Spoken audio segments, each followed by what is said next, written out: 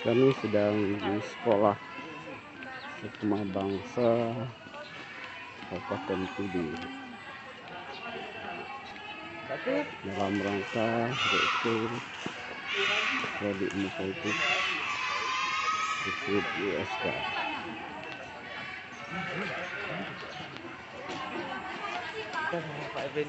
Ini juga ada mahasiswa.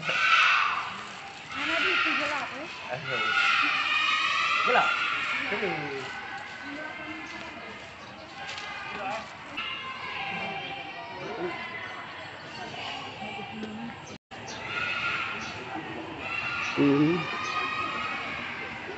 prodi ilmu politik terdiri dosen dan mahasiswa sedang menuju aula untuk memperkenalkan prodi ilmu politik di kalangan siswa Sukma Bangsa Kabupaten Pidi.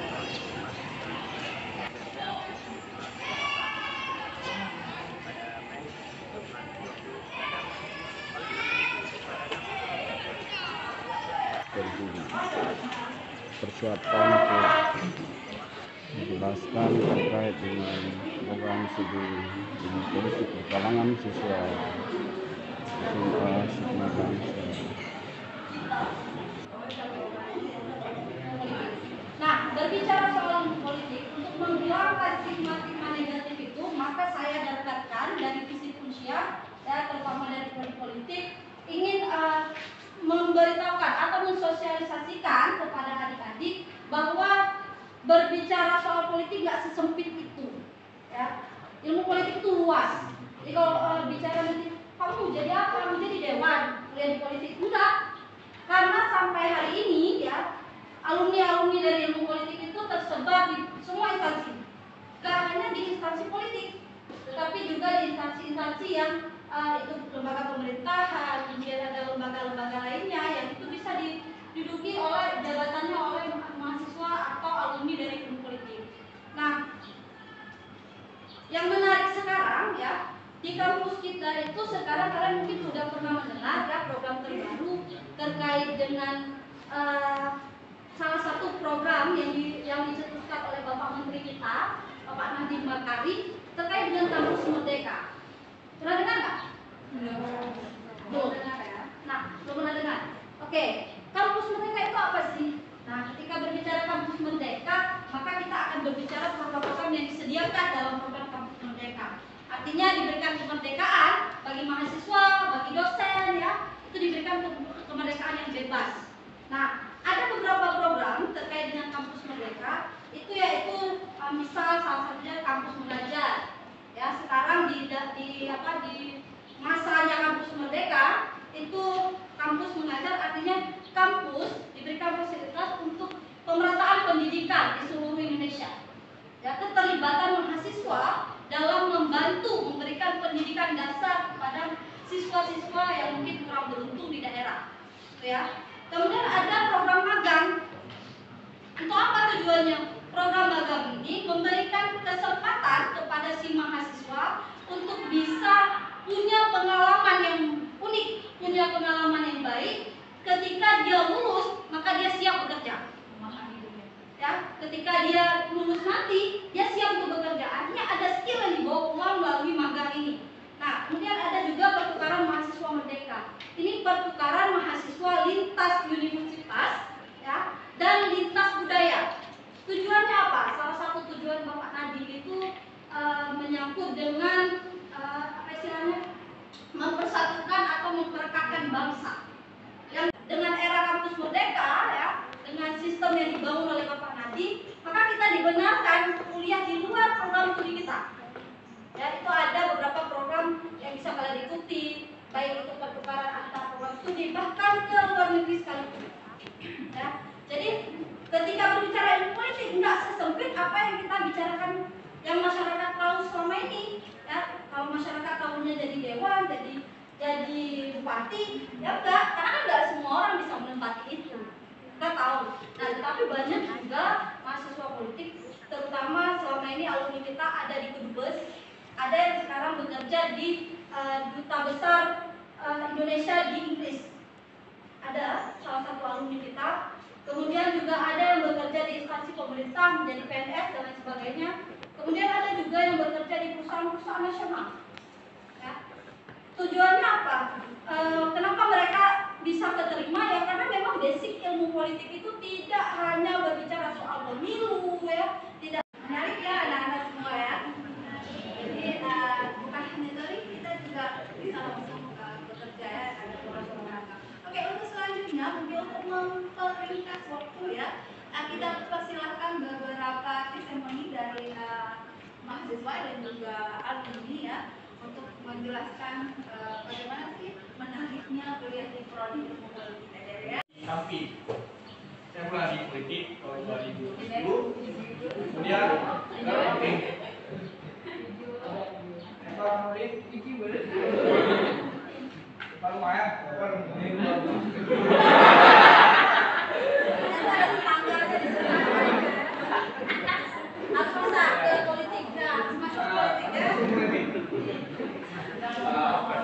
kita bahwa ini politik kan kaleng-kaleng ya, ini bisa hadir di manapun. Mungkin sekian jadi dari saya, tetap semangat ya untuk melanjutkan kuliah, terutama di perguruan tinggi negeri. Kita sosialisasi di ilmu politik, harapannya teman-teman bisa menjadi ya aktor politik masa depan di Kabupaten Pidi. Oke, terima kasih Pak Haris. Sekaligus saya persilahkan Saudara Bayrus sebagai mahasiswa ya, jelaskan bagaimana sih prodi ilmu politik. Baik, assalamualaikum warahmatullahi wabarakatuh. Salam hangat semuanya. Selamat pagi.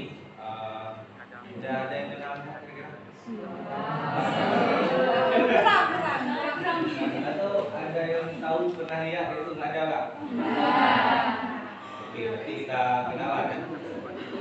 Perkenalkan, nama saya Bayrus. Saya alumni SMA Negeri 3 Musiki. Pasti kalian tahu ya, SMA Negeri 3 Musiki ya.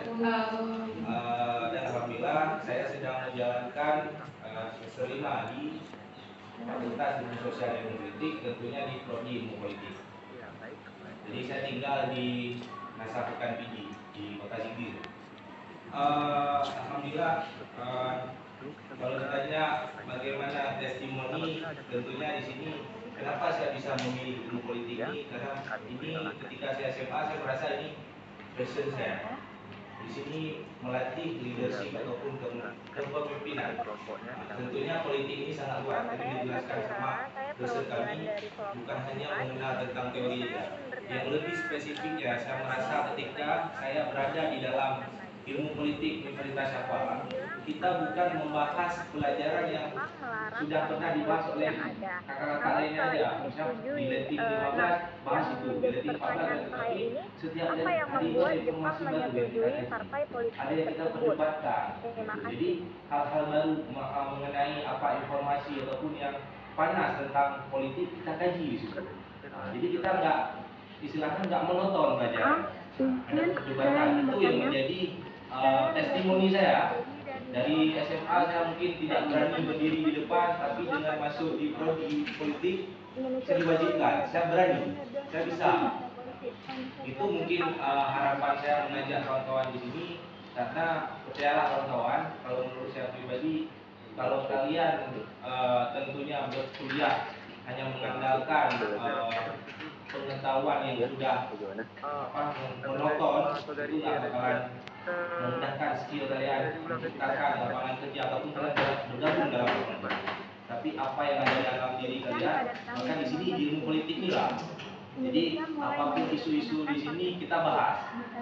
Jadi saya rasa sesingkat-singkatnya kami belajar, tetapi ada ilmu yang kami dapatkan. Itu yang saya rasa. Ini lagi offline ya, tapi di Zoom kita bahas misalnya ada kasus ini, tapi kita selesaikan di situ. Ada teori yang kita lihat. Itu mungkin jadi lebih daripada saya bergabung di situ. Tidak ada kawan-kawan yang lain. Terima kasih. Assalamualaikum warahmatullahi wabarakatuh.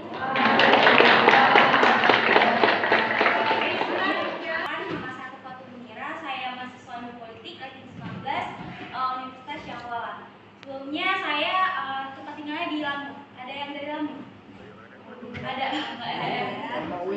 Oh ya, sebelumnya nggak ada ya. Dari Lampung nggak ada juga. Oh ada. Oh ya, sebelumnya saya mau nanya dulu nih. Di sini ada yang nggak suka pelajaran matematika nggak? Sama, saya juga nggak suka ya sebenarnya. Nah, jadi salah satu keuntungan kita kuliah di ilmu politik itu kita tuh nggak dibaratin untuk bisa matematika. Jadi kita tuh nggak harus bisa ngapal rumus atau pelajaran-pelajaran ekstra lainnya lah. Nah, jadi selama saya kuliah di ilmu politik ini yang saya rasakan itu kita di ilmu politik itu diajarkan untuk menuangkan hasil pikiran kita. Kita bisa berdiskusi, kemudian kita beropini, kemudian kita juga bisa dibilang bebas menyuarakan pendapat kita lah. Jadi bisa dibilang seru banget kan. Jadi di misalnya nih kita masuk kuliah, kita ada isu-isu baru di tentang politik. Kita cuma diskusi, sharing, saya bilang sharing juga kan.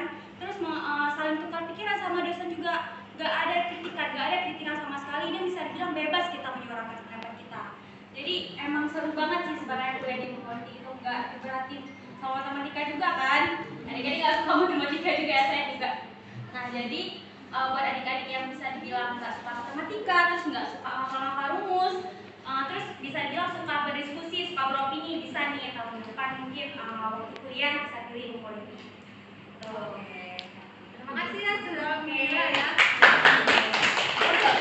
Dari IPS sangat menarik ya karena tidak ada matematika ya. Tapi kalau di sini kan ada dari IPA juga. Kalau ada dari IPA boleh juga bergabung. Kenapa? Kami juga ada mata kuliah yang bisa diangkat yang muncul dalam ada matematika. Misalnya statistik ya, metodologi kuantitatif dan lain-lain. Kalau misalnya yang IPA mau bergabung silakan. Tetap ruang terbuka untuk adik-adik di sini. Baik IPA dan juga Dari IPA, saya ingin bertanya Bu, keterampilan apa saja yang dibutuhkan di Fakultas Ilmu Sosial dan Ilmu Politik? Ya, Wassalamualaikum warahmatullahi wabarakatuh.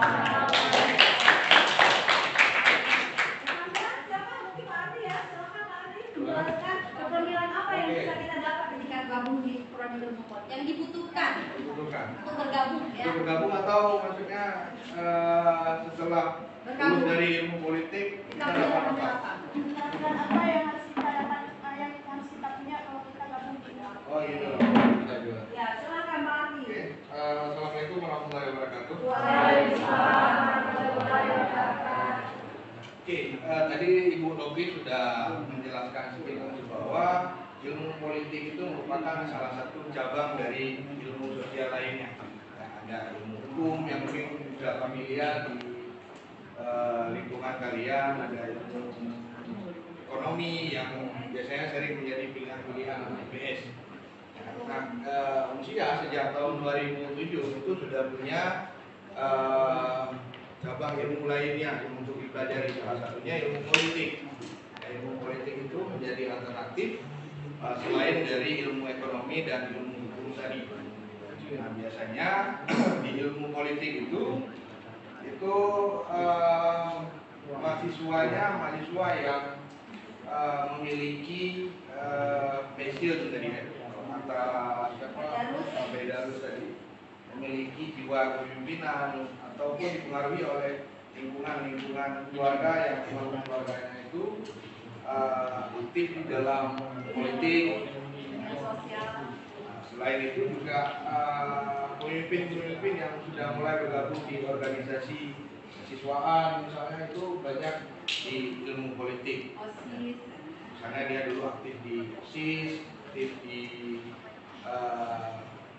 organisasi siswa lainnya. Nah, kalau bicara keterampilan apa yang harus dipersiapkan untuk bergabung di ilmu politik, itu sama seperti umumnya ketika kalian masuk ke perguruan tinggi. Artinya ada seleksi, dan untuk lulus dari seleksi itu ada persiapan yang tentunya harus kalian persiapkan. Nah, saya sebenarnya ingin bertanya kepada kalian, apakah kalian sudah punya tujuan ataupun punya rencana yang sudah disusun sejak sekarang ataupun sudah dipersiapkan sejak sekarang ketika kalian lulus nanti dari Sukma ini, SMA Sukma ini mau kemana? Atau apa arah yang ingin dicapai? Sudah ada Sudah ya, sudah ada. Kalau sudah ada, menurut saya sangat bagus. Artinya kalian sudah menyiapkan jauh-jauh hari rencana masa depan kalian. Nah, hari ini untuk masuk di Universitas Syahkuala itu ada beberapa jalur. Yang pertama itu jalur nasional atau namanya lebih. Nah, itu jalurnya masuk nasional, jalur nasional, semua perguruan tinggi bergabung di situ. Lalu kalian bisa memilih perguruan tinggi mana yang kalian tuju serta program studi yang kita dapat di universitas ya. Menurut saya itu sangat menarik ya, daripada bekerja asik diatur-atur orang, lebih baik kita yang di depan ya enggak? Ya. Akhirnya sekian ya untuk acara hari ini, semoga ada manfaat dan lain-lainnya untuk adik-adik yang adik-adik lebih berminat masuk ke politik. Yang perlu diketahui di prodi politik sekarang itu yang belajarnya itu bukan cuma dari Aceh. Jadi kita ada mahasiswa bahkan lintas internasional. Kita punya mahasiswa dari Afrika ya, yang sekarang ada 3 orang mahasiswa asing yang ada di FISIP ya. Ada yang dari Gambia. Pertama, selain itu di tingkat nasional ada yang dari Padang, kemudian dari Papua bahkan ya. Itu mereka menempuh pendidikan di prodi politik di Universitas Syahkuala. Nah, kalau berbicara usia sendiri ya, sekarang sebutannya bukan lagi usia, ya. Jadi adik-adik harus tahu bahwa sekarang usia itu tidak disebut lagi sebagai usia, tetapi USK, Universitas Syahkuala. Kita sudah berganti nama menjadi cuma berganti singkatan.